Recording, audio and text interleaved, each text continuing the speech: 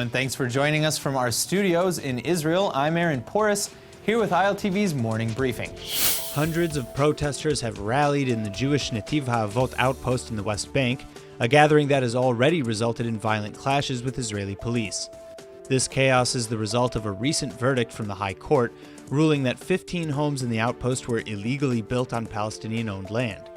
This morning, thousands of Israeli border cops converged on the homes to begin evacuations so that they can be demolished as per the court's order. These images of nationalist Jews clashing with Israeli cops is an all too familiar image. International law has labeled the entire settlement project in the West Bank illegal and a clear death sentence to any possible two-state solution with the Palestinians. The Israeli government, however, has largely ignored this claim, greenlighting considerable settlement expansion in recent years. But in the case of the NETIV HaAvot outpost, Israeli law ultimately ruled that these particular structures were built illegally on land not owned by the State of Israel. The verdict came in nearly 2 years ago, and demolition was originally slated for this past March, but the courts eventually granted a 3-month delay so that the displaced families could relocate.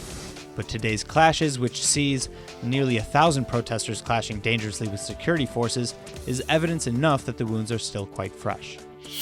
Police have allegedly just received shocking new evidence in one of the probes into possible corruption by Prime Minister Netanyahu. This case, dubbed Case 4000, alleges that Netanyahu gave telecom company Bezeq favorable regulatory benefits from the government in exchange for favorable coverage of his family on Bezeq's online news site. Police received a major break in this case when former Netanyahu advisor Nir Hefetz flipped and turned state's witness. New evidence provided by Hefetz is said to prove that the Prime Minister's dealings with Bezeq were done on a regular basis with both parties' full knowledge. Hefetz has apparently stated that he spoke with Bezeq shareholder Shaul Elovich 6 to 7 times a day to oversee these quid pro quo deals. Prime Minister Netanyahu has repeatedly denied any wrongdoing in this affair, and indeed in any of the other allegations that police are now investigating, though. Police have already recommended criminal charges for the Prime Minister in 2 of those other cases. For now, though, the Attorney General is still assessing the evidence to determine whether or not the state will eventually press charges. Just now, Netanyahu has been questioned by investigators for a 3rd time in the Bezeq case and confronted with the new evidence provided by the state's witness.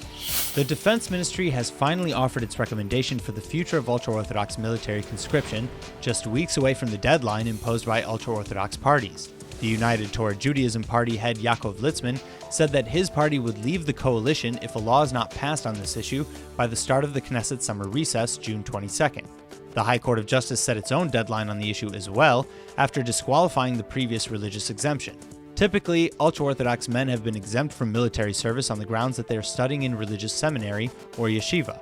Ultra-Orthodox women are typically exempt completely as well. Further, religious parties have their own proposals on the floor that would simply recognize yeshiva studies as another form of national service by law. But the Defense Ministry has another idea. Their new proposal sets a minimum annual goal for Haredi enlistment. If this number isn't satisfied by at least 95%, the state would withhold incrementally increasing amounts of funding from the offending seminaries. The bill also proposes, quote, significant financial sanctions on draft dodgers and increasing benefits and remuneration for those who serve, end quote.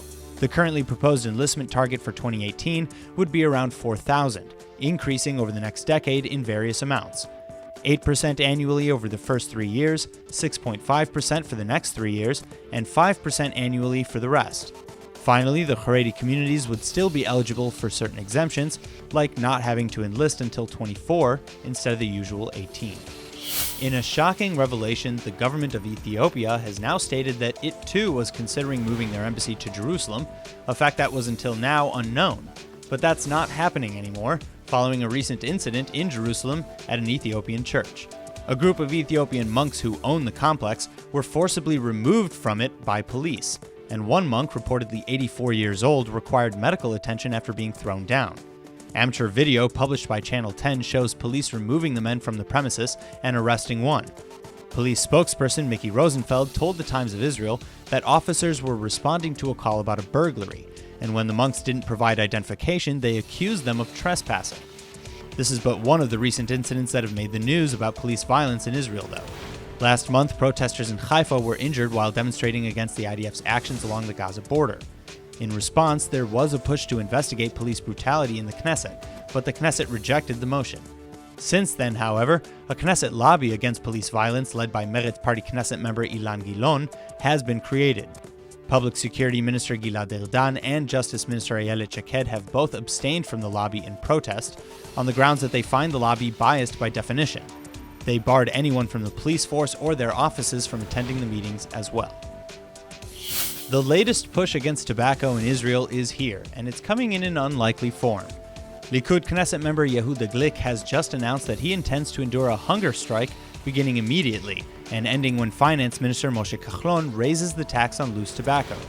Speaking to the Knesset, GLICK said, quote, "Who will stand up for the 3,000 people who died of smoking this year?" And that World Health Organizations ask Israel to raise the tax on loose tobacco, but the Finance Minister has ignored their requests. GLICK's proposal would be to simply make the tax on loose rolling tobacco equal to the tax imposed on cigarettes. Currently, the tax on cigarettes is 3 times higher than that of loose tobacco. And GLICK states that this ultimately is for the greater health of the people and not money. He said, quote, "The Torah I believe in gives precedence to human life over everything else, and I can no longer stand by and do nothing. So I will begin an open-ended hunger strike from tomorrow," end quote. So now, the ball is in the Finance Ministry's court. That's all for now. I'm Aaron Porras, and see you later with our main daily broadcast from Israel at 2 p.m. Eastern Time.